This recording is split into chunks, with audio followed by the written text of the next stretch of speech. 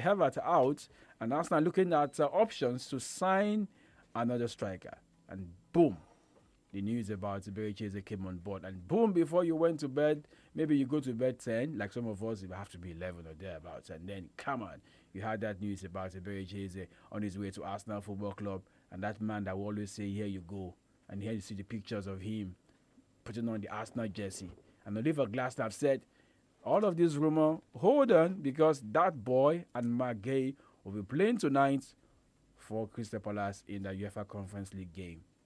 There were Champions League game yesterday. I'll tell you about that. And the boys here were saying yesterday, Fenerbahce against Benfica is the big one. Quite agree, but that didn't give us the goals. Celtic, they also could not score against a side that's looking like the underdog. But one underdog that maybe we'll stop calling them underdog is the Norwegian club side, Bodo Glimt. They were busy, beating their opponents yesterday. Storm Graz of Austria. That was a game Dolakbo said he would be keeping the eye on. Lucky, not Dolak for now.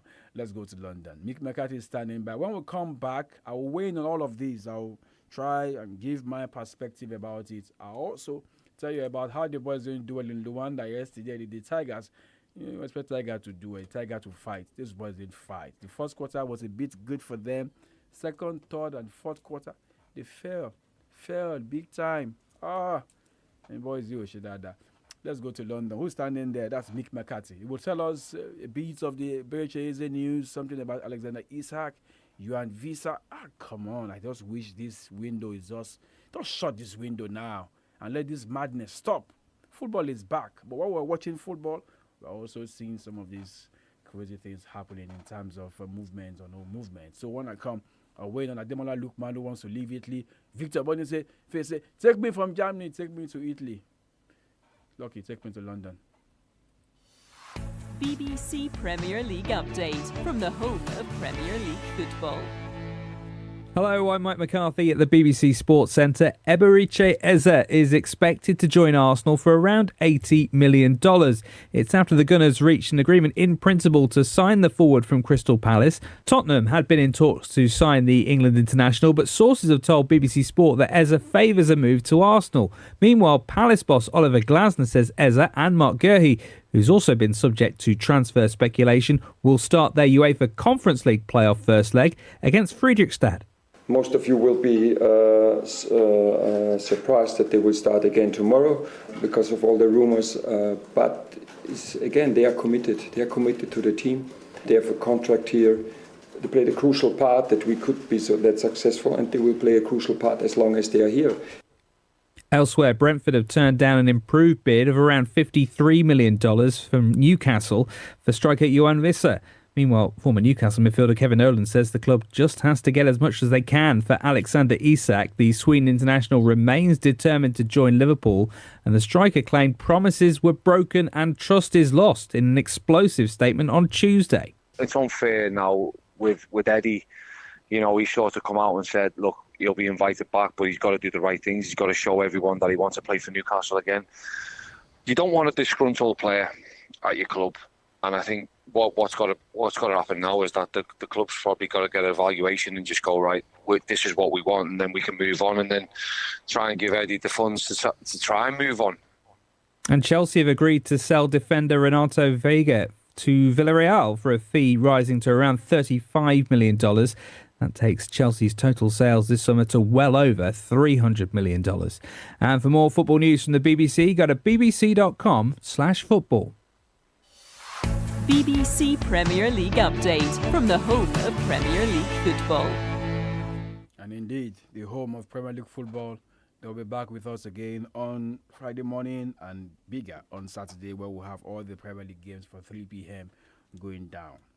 All right, so let's quickly wrap this up on our end here. Nigeria lost to Senegal 75-91. So you minus that, and then you get the number of points.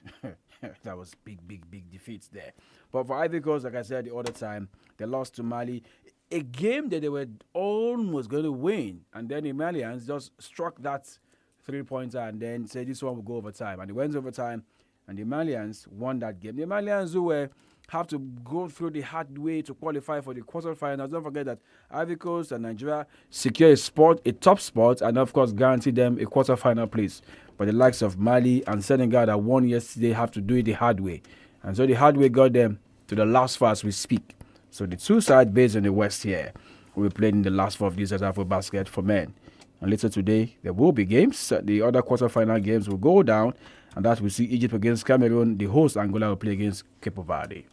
Let's wrap up with some European football news. I was talking the other time before we went to the BBC. Ademola Lookman still searching because the day to Inter Milan will not work again. But the good thing for him is, unlike Visa and Alexander Isak, who have refused to go back to training, who have said they will not play again for the side, who are pulling down all the social media stuff, Ademola Lookman has calmly gone back. That's all you want to see, kind of professional thing for him to do. Atalanta is telling the agents, you guys should take me away from Bergamo. You try everything you can. And so maybe they can push him over to some Premier League side and see if they can pay the money, and then he can jump ship.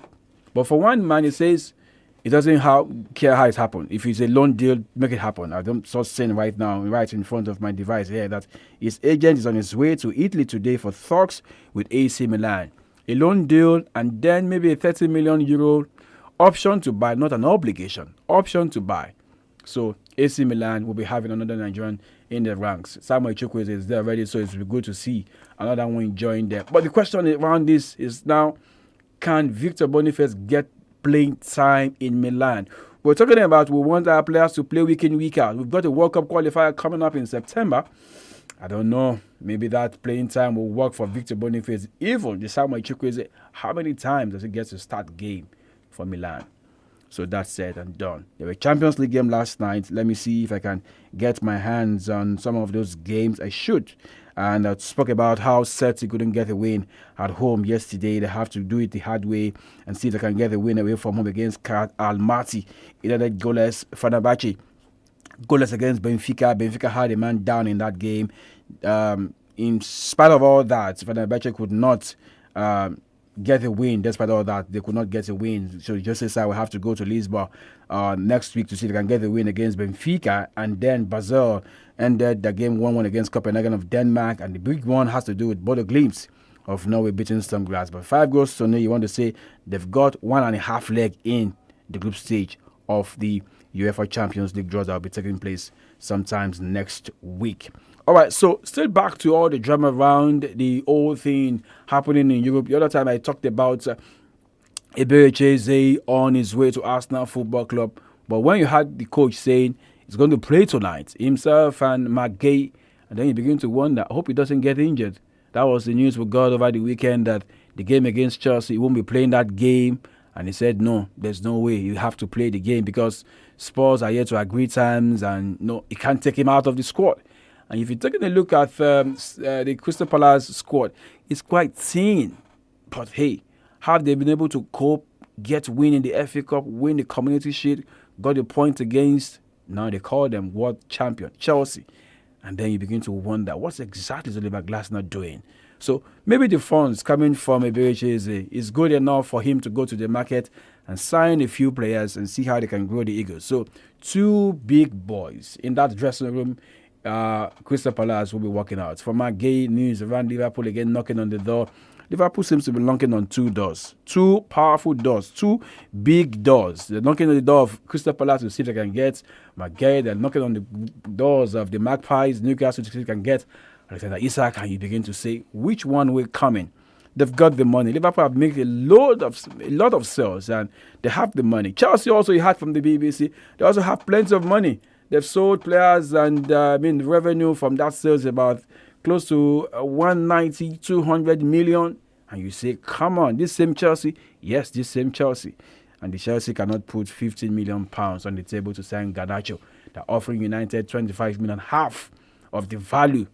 And you begin to ask, come on, but you guys sold Madueke to Arsenal for 48 million pounds. How come you want to buy Garnacho for 25 million? And you put the profile on the table, which is better, Garnacho or Noni Madueke? You can go talk about that this morning with your friends out there and put that argument on the table. And who is better, Garnacho or Madueke?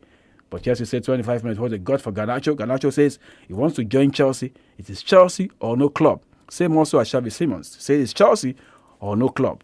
When players begin to say this one, no, that's one, it's not down to you. Because if the club says you're not meeting their terms, then what do you do? I know what to do this morning because my time is up. So I have to go now. But hey, the boys will be here 3:30 for Scoreboard Reloaded.